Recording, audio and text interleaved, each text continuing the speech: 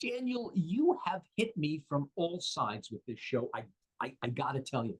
Um, First off, the first thing I saw was your original green imagery that came over in an email. And I remember now I'm one of these people who looks, oh, what's the email? All right, I'll read it in a minute or whatever.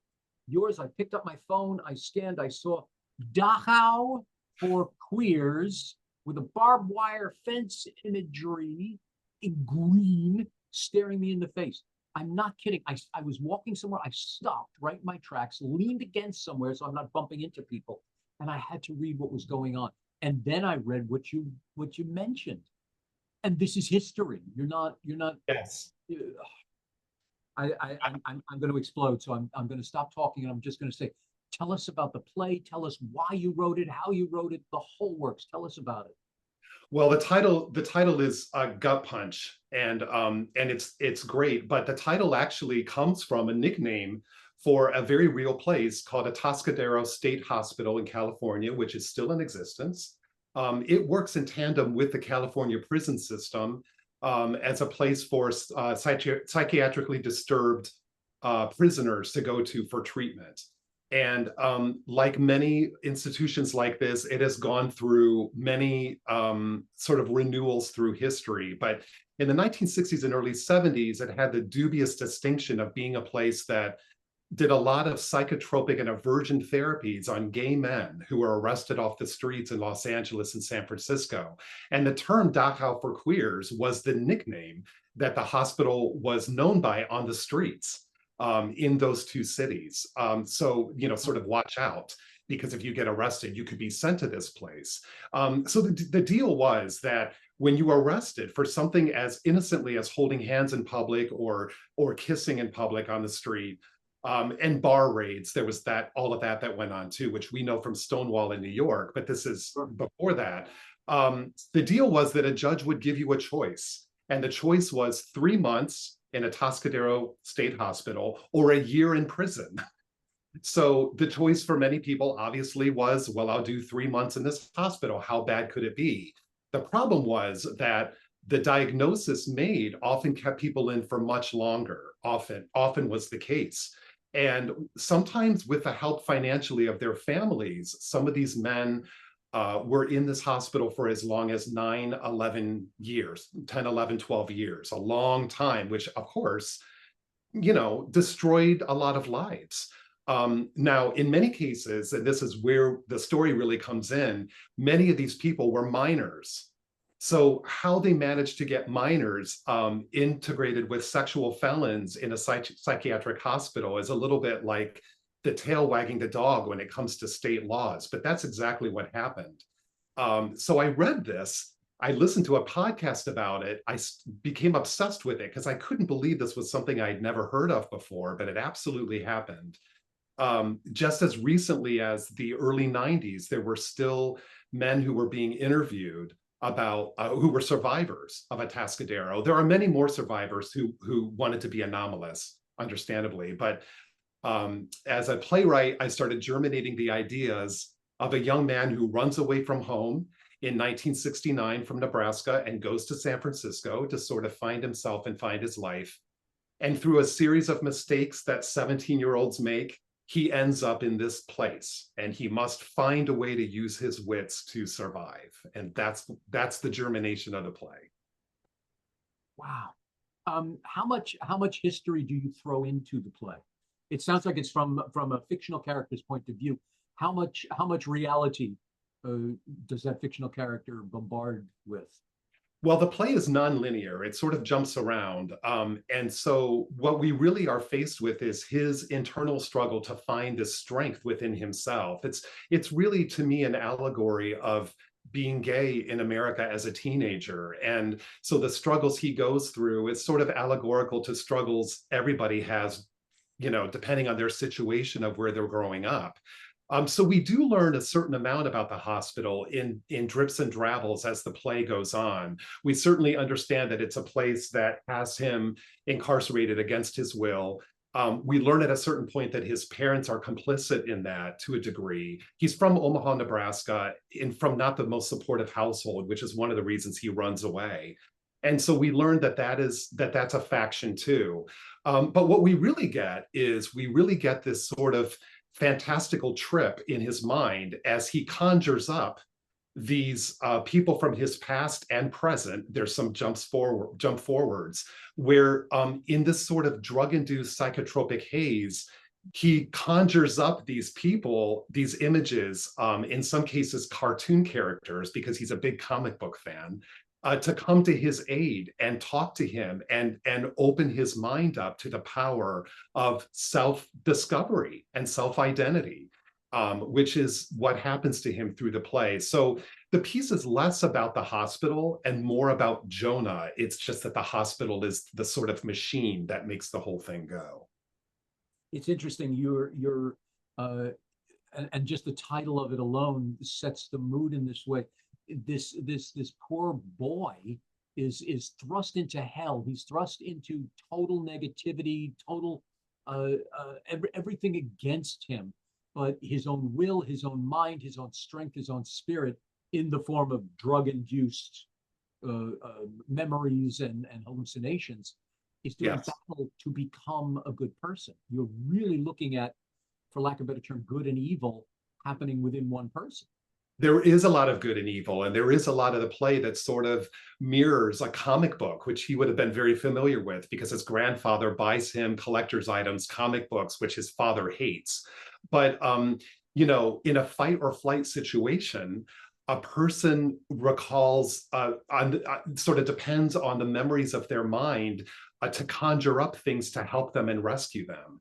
And, you know, we know this from people that are held in isolation or in captivity, that, you know, you'll hear stories about people going back and recalling Thanksgivings of their youth and family gatherings just to sort of mentally keep them sharp. And that's sort of what he does. You know, Elizabeth Kubler-Ross, she's the one who developed that 5 stages of grief, right? And one of the things I find fascinating is that those stages happen no matter where you are in your life. In other words, those 5 stages, grief to a 7-year-old child over the death of a pet, is completely commensurate to that of an adult, right? It's the same given where you are in your life and your life experiences. So to Jonah, these are very powerful images.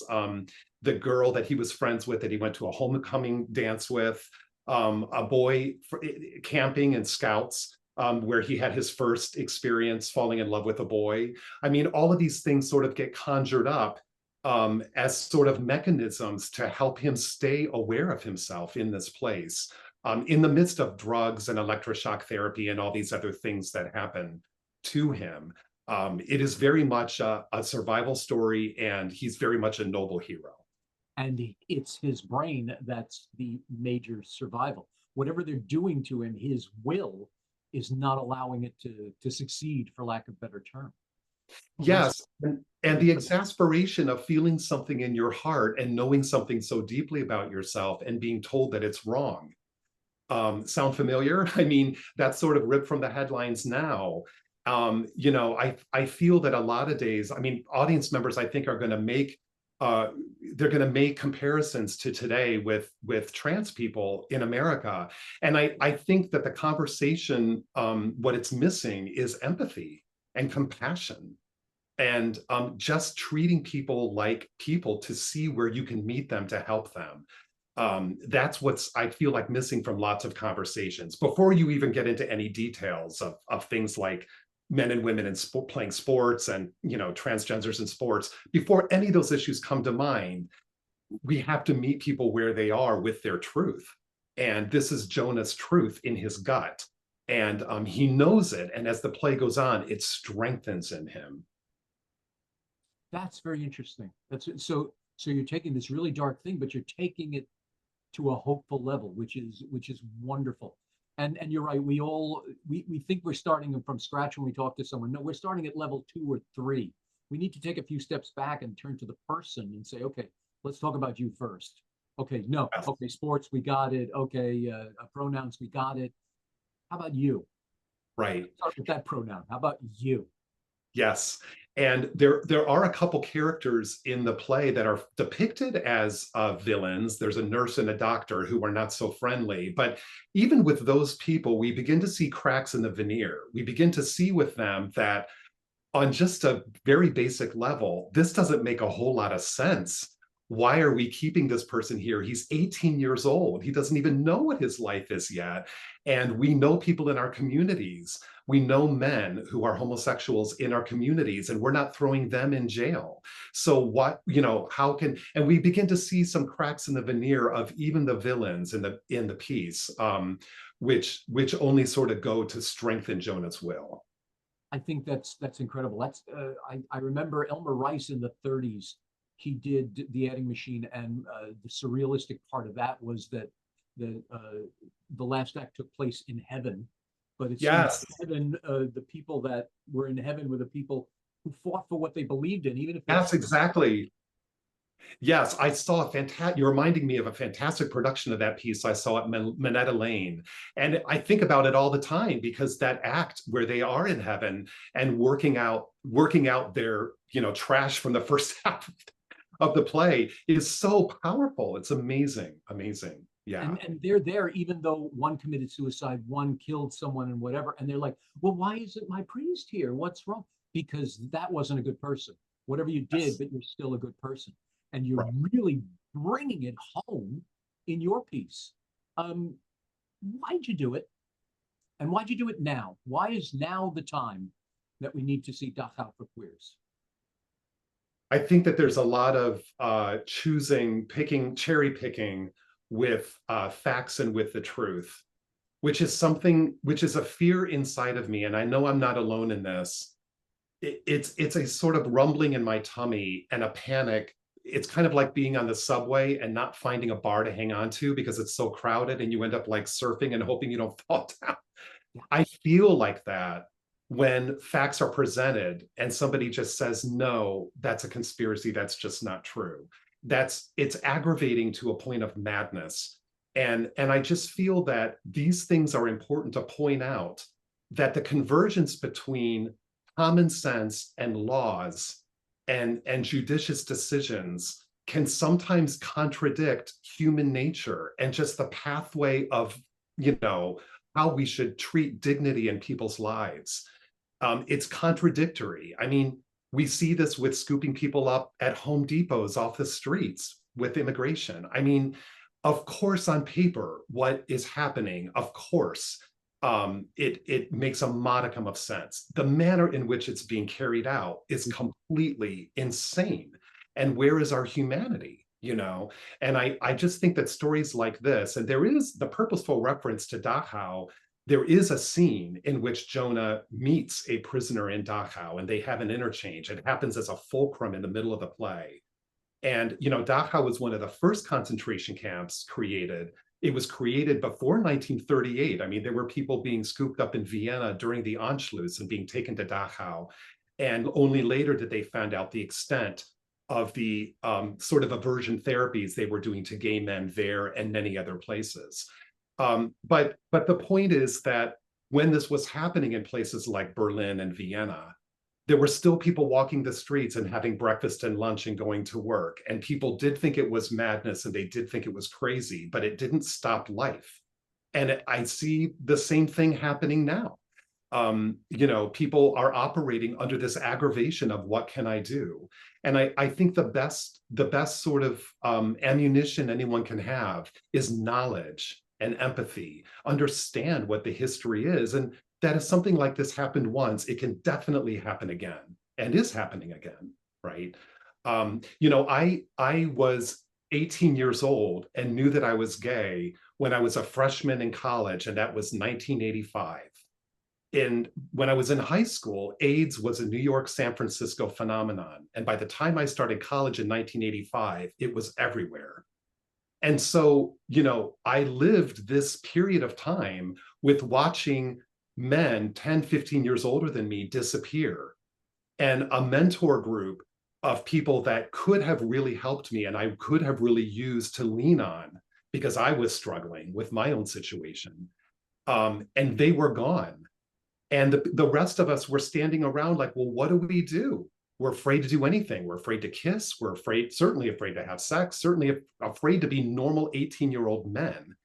And the rest of the world sort of went on as if it was someone else's problem and another issue. I even remember the time when several lawmakers stood at a microphone on Capitol Hill and suggested that gay men be put on an island until the whole thing was figured out. That today sounds completely irrational and ridiculous, but that was an actual idea floated in the Capitol. That is unbelievable, but that's where sort of a hysteria can take you, right?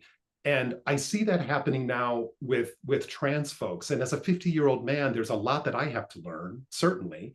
But what I identify with this group is exactly how I felt back then. I identify with that because I didn't hear a voice for myself, except for different groups that were sort of radical groups. Those were the voices, Larry Kramer, right? Those were the voices that we had. And people like Phil Donahue, who would use his platform of a show to have a show with people with AIDS on the show. Today, that seems like not a big deal, but in its day, in the 80s, that was a huge deal. Princess Diana kissing somebody with AIDS. These were sort of people cast out of society that it became normalized and talked about when the conversation began with that kind of exposure. So I really do think it's about just showing the light, showing the story and showing the light and getting a conversation going. I think that's wonderful. I think you hit the nail on the head. Basically, within this country, because we all moved so quickly, we don't realize what's going on around us. As long as we're going day to day to our job, to our work, to our life, what's happening elsewhere, we don't seem to care about, and we think it'll go away. And when it doesn't and suddenly becomes a pandemic, then suddenly we say, well, what do? We have to care now. No, how about caring before? How about caring when it was just a small fraction of people so that maybe it would never grow that big? We don't. Yeah. And sooner or later, the chickens come home to roost, right? Because sooner or later, everyone has to grapple and come to terms and look in the mirror and decide what they really think. They can't ignore it or turn the news off. If you're going into the voting booth, if you're listening to family members at the Thanksgiving table with politics, I mean, there comes a time where everyone is going to have a choice. Do I speak up? Do I not speak up and vote powerfully? Do I volunteer? Do I reach out to somebody that I know is hurting? What can I do? Because everyone, I think there comes a time where everyone has to do that, right? Yeah. It becomes a crushing moment where everyone has to decide where they stand on it. I think because we're all such selfish people. Maybe if we took that one moment and said, okay, it doesn't have anything to do with me, so I'm not going to care. But like the poem goes, they came for so and so, I did nothing. They came for so and so, I did nothing. Now they're coming for me, and there's no one left. Exactly. Start with that last line and just think, okay, this doesn't bother me, but what happens when it does? Who's to be there for me? Maybe I should be there for someone now.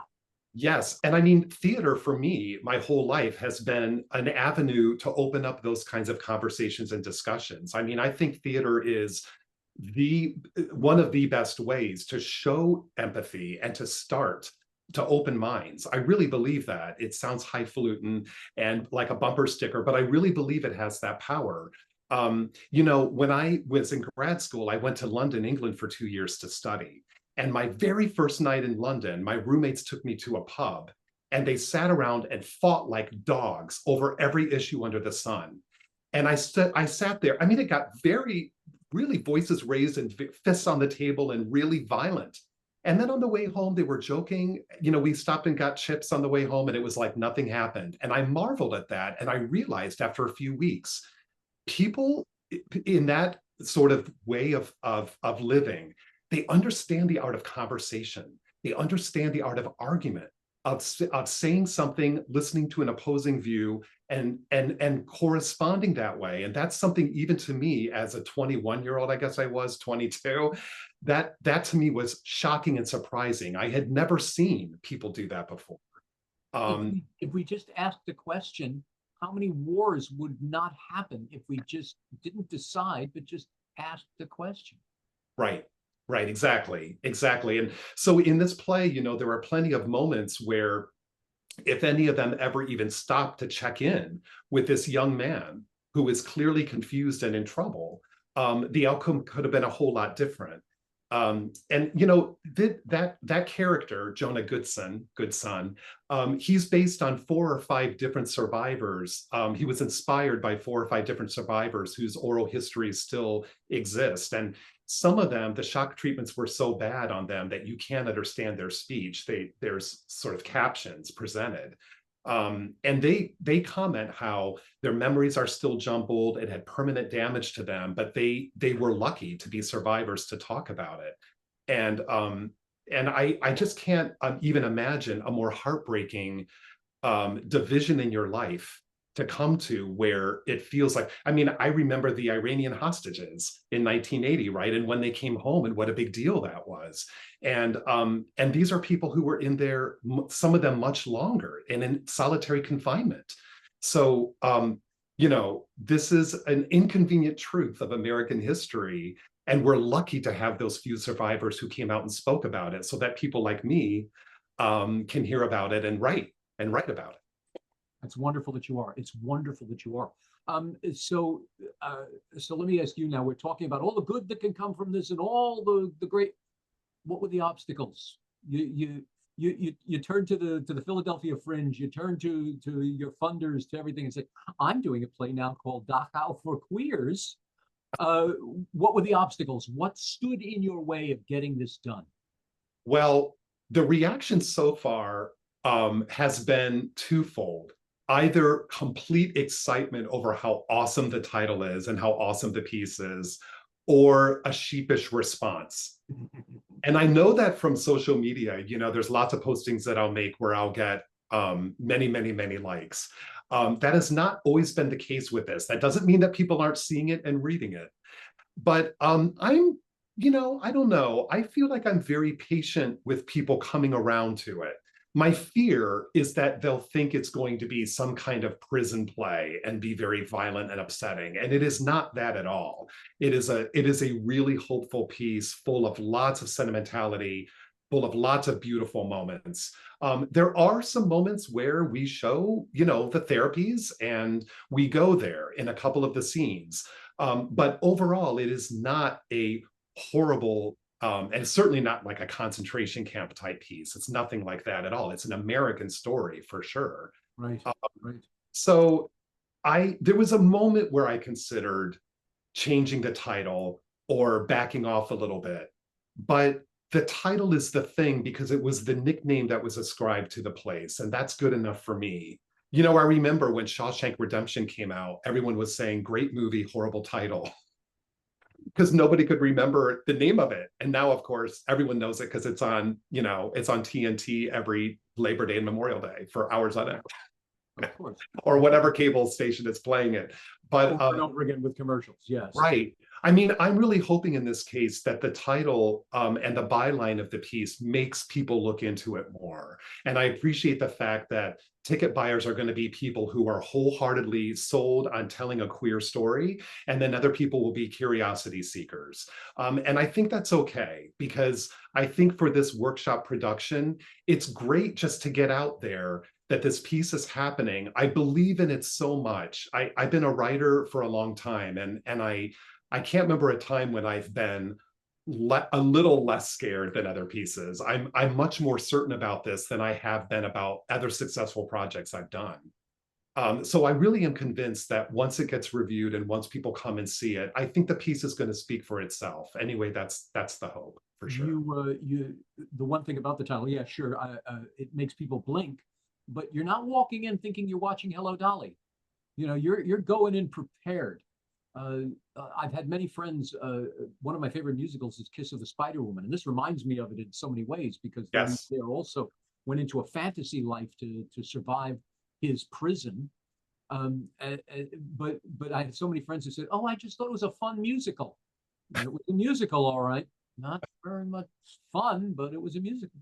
Well, and the other thing I'll say, without putting too much of a fine point on it, but the other thing I'll say is, you know, when same-sex marriage became legal in the state of New York, my husband and I got married, but it was not legal nationally yet, right, on a national level. And our accountant, I remember his brain exploding when he realized that he was going to do a state return for us as a married couple, but separate returns, you know, um, in that 1 year. It was really difficult. And now we're facing the fact that that could be overturned. So for me, an issue like that, as a tax-paying American and someone that's worked hard and has been successful in my life, there is no subtlety in that, No, right?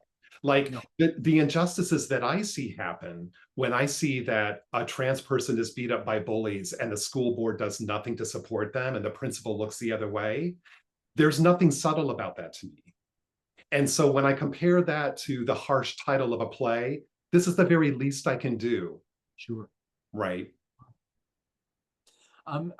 It's funny you say that because we're supposedly a democracy, but we sound more totalitarian if, like, okay, you're married in New York, but in Philadelphia you're not, and then in Arizona you are, but you're not in Nebraska. What is that? Right. There's so many other things. Abortion was another case where I heard the same sort of argument. Okay, it's legal here, but not legal here. What? So you're still pregnant in this state? Right. Yes, exactly. Exactly. Well, there's a very funny story with one of the survivors of Atascadero, whose name was Gene Ampin. He lived into his late 80s. I think he just died a few years ago. But he was 16 when he went in, and he was there for 9 years. God. And yeah, and there's a very funny story that he tells that when he met with a psychiatrist in one of his sessions in the hospital, the psychiatrist said, do you consider yourself gay? And the 16-year-old said, yes, yes, I do. And the guy said, well, you know that homosexuality is somewhat, homosexual activities are somewhat normal between 8 and 12. And Gene Ampin said he looked straight back at him and said, is that AM or PM? And that got him thrown into solitary for a month, that little comment, right? Sure. But I mean, this is a 16-year-old kid who came up with that. I just love it because it points to just how ridiculous it is, right? Completely. Yeah. It's funny. I thought you were going to give me some righteous answer. Well, I'm 16 and I feel that. No, it's that. That's great. That's great. Your play sounds wonderful. Your motives for doing it are admirable. Where does it go next? You're not just going to close it. Where does it go from here? We're looking at some options. I mean, the dream is always to look at an option of opening it in New York on any level, and that is certainly foremost in my mind. We also have some contact with a couple theaters in San Francisco. The person who hosted the podcast that first interested in me in this story, Lee Romney, she and I are working together to hopefully connect me with some theaters in San Francisco to make something along those lines happen. But you never know. I mean, there are theaters. I know that there's one in Austin that could be interested too. So we'll just have to see. But I definitely, there are lots of writing projects that I do, which are a one and done, like vocal chamber music, orchestral work, that kind of thing. And you're lucky if you get a second performance. I do not see this to be one of those pieces. I really am hoping that this gets picked up and gets produced again and again. And I think it will. I'm hopeful. I'm going to say a scary word, not as scary as Dachau. Screenplay? Oh, wow. Yes. Well, I'll chew on that. Thanks, Jay. There was the film Hidden Figures that told the story of African-American women who basically helped land a man on the moon. Yes. And I wouldn't have known it if it wasn't a film. So I'm right. Always, when I hear an amazing play, a play is an affair. A film is a marriage because it's there forever. So something like this to commit to forever, I think is a really good idea. Sure. Yes. I mean, any and all tellings of the story. And I think even though this is a gay young man in the late 1960s, I really do think that there's, for anyone who has felt pushed to the sidelines, there's something to that people will feel with him and his struggle in this. It is a very specific moment in time, but it certainly translates to anyone who has felt sidelined like that. Oh my gosh, yeah. Harvey Fierstein tells the story, and he was trying to be funny when he did it, about when he did Torch Song Trilogy originally when it was off Broadway. And a woman came to him and said, "Oh, this is so wonderful. I felt something. I identified with the characters." And he was being funny. And he said, "I'm glad you identified. It's gay, but I'm glad you identify." So yeah, everybody can feel something within this piece. They don't have to be gay. They don't have to be Well, bi. They it, don't have to be anything like that. right. I mean, these are universal truths, fear and the need to be accepted and loved and to treat other people with dignity. I mean, these are human truths, right? So, You're also hitting great irony. Uh, People don't believe the Holocaust existed. So of course, a play called Dachau for Queers about something that we thought didn't exist. Yeah, there's a painful irony there. yes. So tell us, where can we see this? How long is it running, et cetera, et cetera? Well, so we're at Theatre Exile in Philadelphia, which is a wonderful place in South Philly, September 25th, 26th, and 27th at 7 p.m., and September 28th, which is a Sunday matinee at 3 o'clock. Wow. So only Yeah. 4 performances. 4 performances. Yes, it's small but mighty. Gotta go. People have to go and see this. There's sometimes there's a piece that you just say, okay, I gotta change my plans. I gotta get out there because this is history that's not being taught to me. Yes. Really excellent. I agree. I mean, I think, we're really lucky to be at Theatre Exile because we sort of are, the theme of our play sort of falls into the ethos of the way they program their seasons, which was completely accidental. I mean, this was a venue that was available to us and it ticked all the boxes. But the fact that it was Theatre Exile, which Ted Gorodetzky, who is my partner in the lab, he and I are producing this. We have gone there many times to see plays and have always been blown away by their programming. So that's a lucky strike too. But I think people that are used to Theatre Exile will feel right at home with the theme and the style of this play for sure. Excellent. Now you said the word the lab. The lab, Tell us yes. about your company. Tell us the gestation of all of this great work. Tell us about Well, the lab. this is a production company that's been in existence for maybe 15 years, but we just named it a few months ago. Oh, okay, that's okay. Well, so my husband Ted is a wonderful director and producer and actor and photographer, and he's a hyphenate like me. We've worked closely together on many projects, stage and concert pieces over the years, collaborating sort of performance with media into sort of interdisciplinary style of performances. And we enjoy working with each other very much. We're sort of the antithesis to the married. I think when we both met, we didn't want to meet another actor, but yet we met and fell in love, and we actually enjoy working together, and we're strong together as a team. And this play is definitely something born out of that. And when we've been doing a couple concerts together over the past year. And then when the opportunity came to produce Dachau for Queers, we decided to go ahead and formulate this name we had called the lab for years, because we sort of felt like it was a bubbling beaker of activity, the things that we sit around and think about that then become reality. That's sort of feels like we're mad scientists, which is why our logo is sort of a beaker that's bubbling. But that's who we are. And this is one of our projects along with others that we're concurrently working on. So we're sort of a couple of mad theater scientists in South Philly. Wow, but so this is really the quote unquote inaugural project of the lab.